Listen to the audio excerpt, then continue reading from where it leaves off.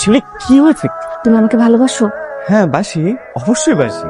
যদি তাই হয় তাহলে আজ এই মুহূর্তে আমরা বিয়ে করব। ফার্স্ট ক্লাস ফার্স্ট সার্টিফিকেট ছাড়া তোমার এই গরিব প্রেমিকের কাছে আর কিচ্ছু নেই। কোথায় রাখবো তোমাকে? খাওয়াবো কি? ইচ্ছে থাকলে তো সমস্ত পৃথিবীও জয় করা যায়, শুধু পাশের মানুষটার চলা প্রতি কদমের উপর আস্থা রাখতে হয়।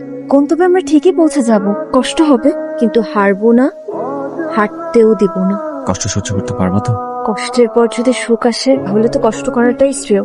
আর পছন্দের মানুষটাকে অন্তত ভালো তো বাসতে পারবো।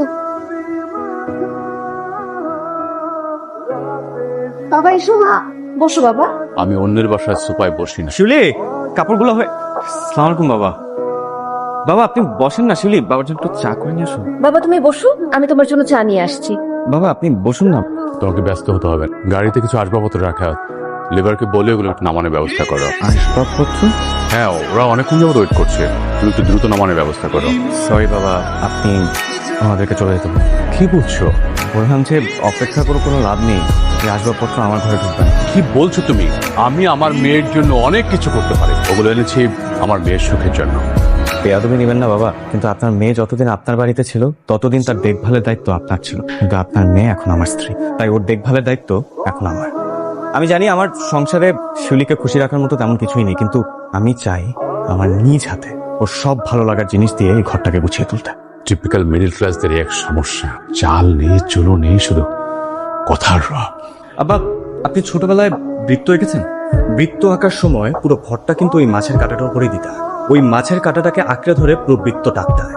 আমরা মধ্যবিত্তরা মানুষকে আঁকড়ে রাখতে চাই, বিনিময়ে ওই বৃত্তর সারাউন্ডিং এর মতোই আমাদের অনেক কটু কথা শুনতে হয়, কিন্তু তাতে আমাদের কিচ্ছু যায় আসে না। চিন্তা করবেন না বাবা, মধ্যবিত্ত তো ঠিকই সামনে।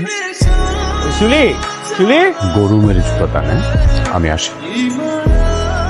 শিউলি আমি বাবার সব কথাই শুনতে পেরেছি।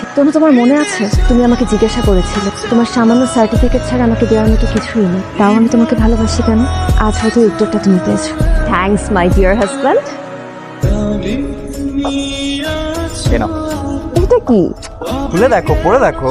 আমার তো হাতে ময়লা। আমি তুমি চাকরি হয়ে গেছে। Yes, congratulations. এই তোমার জয়েনিং কবে থেকে? সবই বলবো পরে। আমাকে আগে থেকে কেন ফোন করে জানাওনি? বলবো তাড়াতাড়ি বলো, জয়েনিং কবে, স্যালারি কত, বেতন কত, কিছু বলো আমাকে, আমি সব জানতে চাই। সব বলবো।